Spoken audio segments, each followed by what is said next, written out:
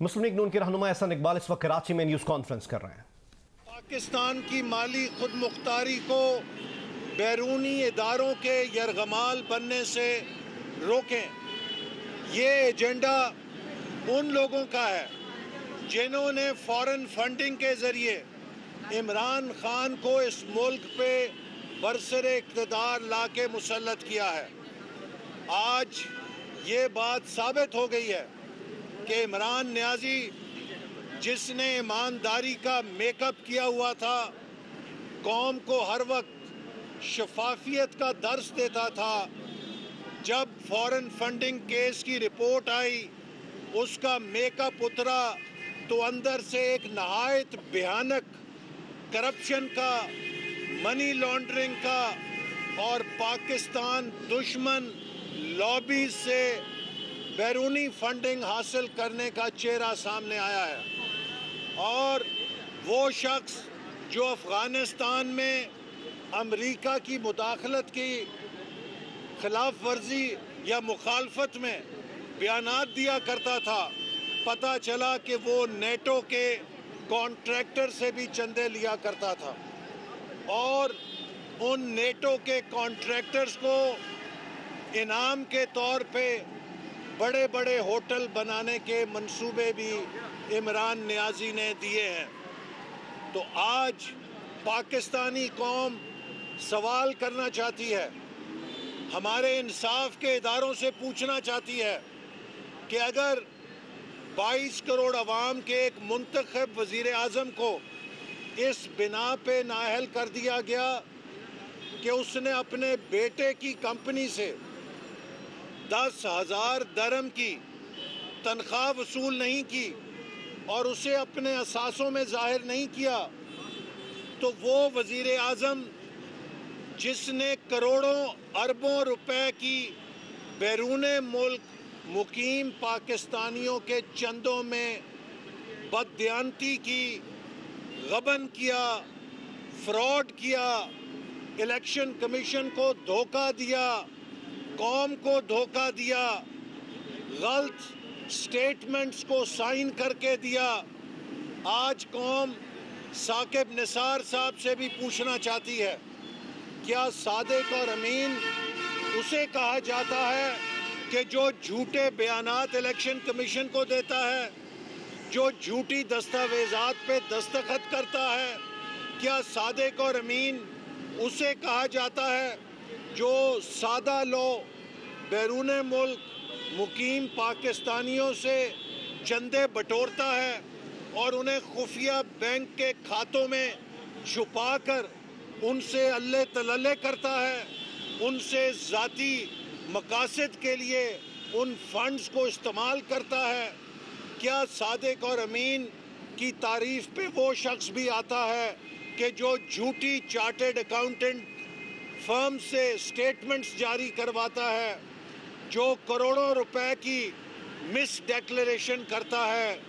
یہ سوال ہے جو پاکستان کے عوام پاکستان کے عدالتی نظام سے پوچھنے پہ مجبور ہو گئے ہیں۔ اگر ایک وزیر اعظم کو اس بنا پہ نااہل کر دیا گیا کہ اس نے اپنے بیٹے کے 10,000 درہم کی تنخواہ وصول نہیں کی، تو جس نے پاکستانی قوم کے کروڑوں اربوں روپے پہ ڈاکہ ڈالا، جس نے پاکستان دشمن لوگوں سے چندے وصول کیے، جس نے مس ڈیکلیریشن کی، جس نے قوم سے دھوکہ کیا، اس کو کیسے نااہل نہیں کیا جاتا؟ عمران نیازی کا ایک ایک دن اس منصب کے اوپر اب بیٹھنا الیکشن کمیشن کی اسکروٹنی کمیٹی کی رپورٹ کے بعد ہمارے نظام عدل کے اوپر ایک بہت بڑا قرض ہے۔ سوال ہے کہ ہم ایک فائنینشل مجرم کو، جس نے منی لانڈرنگ کی، جس نے کرپشن کی، جس نے اپنے پارٹی کے ملازموں، کمپیوٹر آپریٹرز، چپڑاسیوں کے نام پر پیسے منگا کر ان سے پیسے کھائے ان سے پیسے واپس لے کے ذاتی مقاصد کے لیے استعمال کیے. یہ کام اس نے اپنے کسی کاروبار کے لیے نہیں کیا. یہ دھندا اس نے بیرون ملک مقیم پاکستانیوں کے چندوں کے ساتھ کیا ہے، جو کہ انتہائی قابل مذمت ہے. اور آج وقت آ گیا ہے کہ اس فراڈ کو، اس دھوکے کو جو پاکستانی قوم کے ساتھ کیا گیا ہے، اس کا حساب لیا جائے. اور میں مطالبہ کرتا ہوں کہ عمران نیازی فوری طور پہ مستعفی ہو، چونکہ یہ مطالبہ کیا کرتا تھا کہ وزیر اعظم اگر اپنے عہدے پہ بیٹھا رہے گا تو وہ تحقیقات پہ اثر انداز ہو سکتا ہے. عمران نیازی صاحب، آپ کا اپنا جو پیمانہ ہے، آپ نے جو اپنا مورل سٹینڈرڈ قائم کیا تھا کہ اگر وزیر اعظم پر الزام ہو تو وزیر اعظم کو استعفیٰ دے کر آزادانہ تحقیقات کا راستہ ہموار کرنا چاہیے. تو اب تاریخ آپ کی طرف دیکھ رہی ہے. فوری طور پر عمران خان کو استعفیٰ دے کر فورن فنڈنگ کیس کی آزادانہ تحقیقات کا موقع فراہم کیا جانا چاہیے. اور اب ہمیں پتہ چلا کہ یہ اسٹیٹ بینک کے قانون کو کیوں نہیں روک سکتا. اس لیے کہ اسٹیٹ بینک کے اس قانون کے عوض یہ گورنر اسٹیٹ بینک سے اپنے لیے ایمانداری کا سرٹیفکیٹ لینا چاہتا ہے. عمران نیازی اس وقت اسٹیٹ بینک کی اسکروٹنی کے نیچے ہے. اسٹیٹ بینک ان تمام فورن فنڈنگ کی تفصیلات اس کے قابو میں ہیں. عمران نیازی اسٹیٹ بینک کی خود مختاری کے اس قانون کو پاس کر کے گورنر اسٹیٹ بینک کو خوش کرنا چاہتا ہے تاکہ وہ گورنر اسٹیٹ بینک کے ذریعے کلین چٹ لے سکے. ہم یہ گورنر اسٹیٹ بینک کے ذریعے NRO لے سکے. ہم یہ دھاندلی نہیں ہونے دیں گے. ہم یہ اس کتاب میں اس قانون، اس میں سے لفظ پاکستان کا word election commission of Pakistan میں یہ جو پاکستان ہے اس کو اومٹ کر دو. یہ وہ امینڈمنٹ لے کر آئے اور صرف الیکشن کمیشن رہنے دیا. یہ اس 2013 کے 2 مہینے کے بعد لے کر آئے. کسی نے اس کے اوپر نظر ثانی نہیں کی.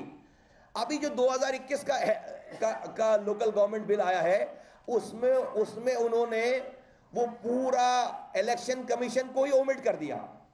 پہلے پاکستان نکالا، پھر اب الیکشن کمیشن ہی نکال دیا. دیٹ مینس یہ کہ پیپلز پارٹی لوکل گورنمنٹ کے لیے سندھ میں اپنا الیکشن کمیشن بنائے گی. آج تک پاکستان میں ہوا ہے کبھی یہ کہ آپ جو ہے وہ کوئی بھی الیکشن اپنے افسروں پہ بنایا ہوا حکومت اپنا الیکشن کمیشن بنائے؟ یہ پیپلز پارٹی نے یہ 2021 کے امینڈمنٹ میں یہ کر دیا ہے. یہ کر دیا انہوں نے. وہ پوری 2 مہینے کے بعد 2013 کے بعد 2 مہینے کے بعد امینڈمنٹ کر کے پاکستان نکالا اور 2021 میں پورا وہ سسٹم ہی نکال دیا پورا سارا. اب جو ہے وہ اب اس میں سب سیکشن 27 ہے. میں آپ کو کوٹ کروں، یہ آپ کو مل جائیں گی ساری چیزیں. ایک تو یہ بات ہے. دوسری بات یہ ہے کہ اب سندھ لوکل گورنمنٹ کا جو یہ جو نظام ہے، یہ جو اس کو کیا کیا انہوں نے، مذاق دیکھیں آپ، مذاق. جو لوکل گورنمنٹ کے اختیارات اس آئین کے مطابق، پاکستان کا آئین ذوالفقار علی بھٹو کا بنایا ہوا آئین، اس میں ہے سیکشن 140A. Section 140A. آپ اس آئین کا مذاق دیکھیں. پیپلز پارٹی نے اپنے اختیارات کو غصب کرنے، لوکل گورنمنٹ کے اختیارات کو غصب کرنے کا جو سیکشن رکھا ہے اس کا بھی نمبر 140A ہی رکھا ہے. اور وہ جو پیپر ہے اس میں وہ 140A ہی اس کا، یہ جو لوکل گورنمنٹ 2021 کا امینڈمنٹ ہے اس میں بھی 140A رکھا ہے. اس میں کیا ہے؟ اس 140A میں پیپلز پارٹی کے 140A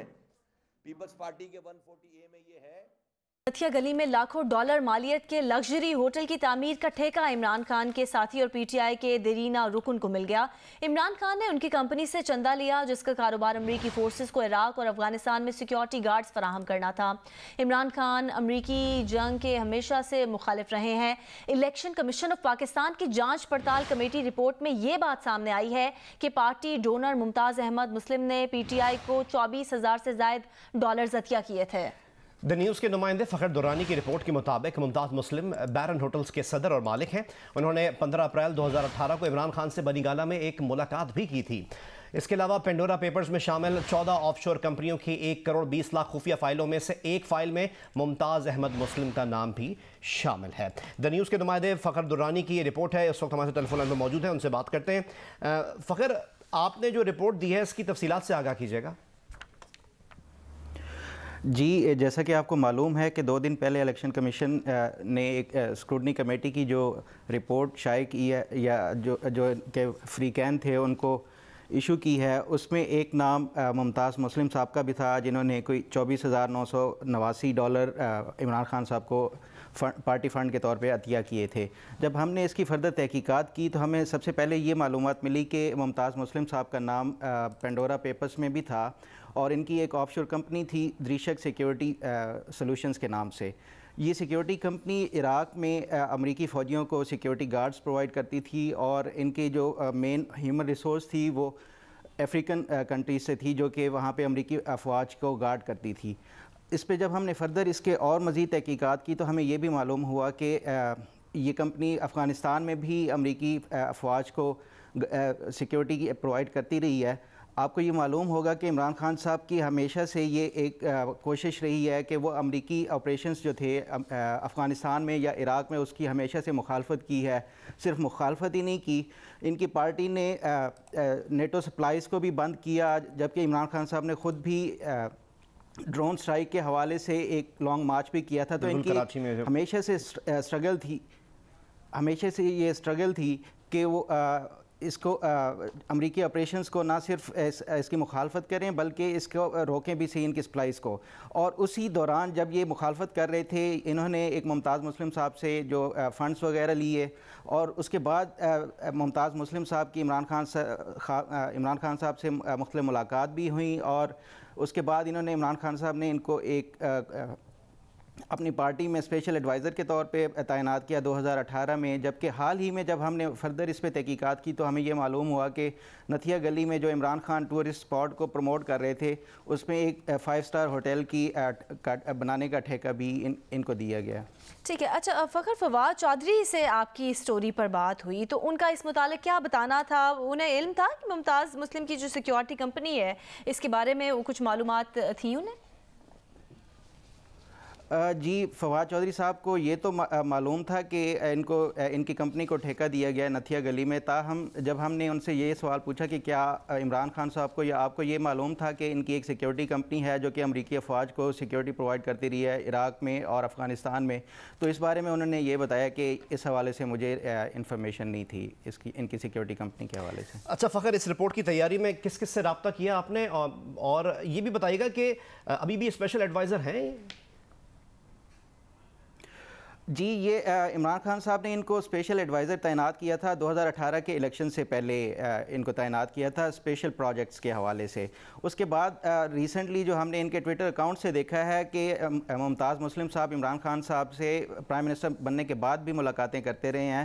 صرف پرائم منسٹر سے نہیں, چیف منسٹر خیبر پختونخوا سے بھی ان کی ملاقاتیں ہوئی ہیں. صرف 1 مہینہ پہلے جب ان کو کانٹریکٹ دیا گیا اس سے 1 مہینہ پہلے یہ چیف منسٹر سے ملے ہیں اور اس کے بعد 1 مہینے کے بعد ان کی کمپنی کو 5 اسٹار ہوٹل بنانے کے نتھیا گلی میں ٹھیکہ دیا گیا ہے. ہم نے فواد چودھری صاحب سے یہ بھی پوچھا کہ کیا اس کے حوالے سے کوئی اوپن بڈنگ کی گئی تھی کہ ان کی کمپنی کو جو ٹھیکہ دیا گیا ہے نتھیا گلی میں 5 اسٹار ہوٹل بنانے کا, تو فواد چودھری صاحب نے یہ بتایا کہ اوپن بڈنگ ہوئی تھی اور یہ بڈنگ میں ہی ان کی کمپنی نے یہ ٹھیکہ جیتا ہے. جب ہم نے ان سے فردر یہ پوچھا کہ خیبر پختونخوا کے چیف منسٹر سے بھی ان کی ملاقاتیں ہوتی رہی ہیں کہ کیا یہ کانفلکٹ آف انٹرسٹ نہیں ہے, تو اس پہ انہوں نے کہا کہ جہاں تک مجھے یاد پڑتا ہے یہ ٹھیکہ ان کو KP हुकूमत ने नहीं दिया, बल्कि अफवाज पाकिस्तान की तरफ से इसका ठेका दिया गया है। अच्छा, CM KP से जो इनकी मुलाकातें होती थी, कोई ज़ाती कोई इनकी दोस्ती है या फिर एज अ स्पेशल असिस्टेंट जो उनको ओहदा दिया गया था उस कैपेसिटी में मुलाकातें होती थी? हमने ये क्वेश्चन इनसे फवाद चौधरी साहब से भी पूछा, तो फवाद चौधरी साहब ने ये बताया कि ये पार्टी के एक स्टॉन्च सपोर्टर भी रहे हैं और उनके मुताबिक उनका ख्याल है कि ये पार्टी के एक एक्टिव वर्कर भी रहे हैं और पार्टी के साथ एफिलिएशन भी थी इनकी। जी, बहुत बहुत शुक्रिया। फ़खर दुरानी, नुमाइंदा जियो न्यूज़, हमें आगाह कर रहे थे कि नथिया गली में लाखों डॉलर मालियत के लग्जरी होटल की तामीर का ठेका इमरान खान के साथी और PTI के देरीना रुकन को मिल गया है। इसके मुताबिक उन्होंने इन्वेस्टिगेटिव रिपोर्ट भी तैयार की है, उसके मुताबिक हमें तफसीलात से आगाह कर रहे थे। दुनिया टेनिस के नंबर 1 खिलाड़ी सर्बिया के नोवाक जोकोविच का ऑस्ट्रेलिया में दाखिले का वीज़ा मेलबर्न पहुंचने पर ड्रामाई तौर पर मनसूख कर दिया गया। बॉर्डर फोर्स ने उन्हें कई घंटे एयरपोर्ट पर रोकने के बाद ऐलान किया कि जोकोविच ने ऑस्ट्रेलिया में दाखिले के कवायद पर अमल नहीं किया, उन्हें डिपोर्ट किया जाएगा। ऑस्ट्रेलिया के वज़ीर आज़म स्कॉट मॉरिसन ने कहा है कि कोई भी मुल्क के कवानीन से बालातर नहीं है, खिलाड़ी के मुल्क में दाखिले के लिए कोई तिब्बी छूट नहीं है।